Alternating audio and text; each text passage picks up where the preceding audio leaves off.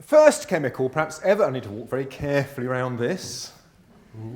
First chemical ever made, perhaps, so this is thousands and thousands of years ago. As soon as man had been able to make fire, well, he would have produced some of this. Now, this is sort of wood that hasn't been completely burnt to ashes, and this is charcoal.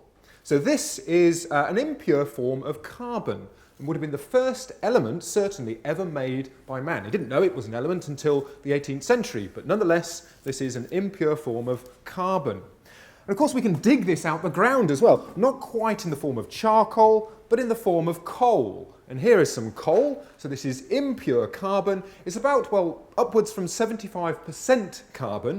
But there are other things in here, sort of oils and tars and things. And actually, if we heat this up, we can drive out some of these impurities and leave some of the carbon behind.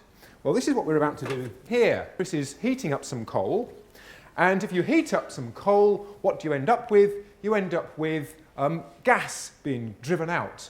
And this gas is called coal gas. And here's a book that was published about coal gas and the use of this for lighting houses, published in 1815, one of the first times that this experiment was done to use the gas for lighting our homes. This is the apparatus. We have the furnaces on the right there with the bricks surrounding them. That's where the coal would be heated up. And the gas comes out in the pipe and fills up this big tank. Now, I have a big tank over here. I need to walk very carefully around this thing.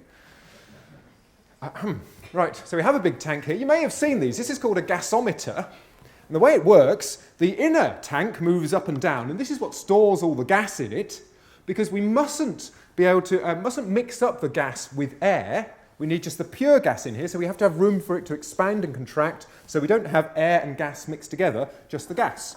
But, oops, if I light this, let's just light this one here, I should be able to run my Bunsen burner off of it.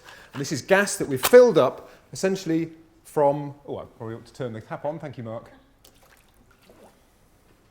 So I should be able to light my Bunsen burner. There we are. So this is just running on the gas that we have in, oh, it was. I'll switch that off, I'll give that back to Mark. So this is running on the gas that we've stored up in here. Now, as I say, Chris is making some coal gas. He should have made some by now.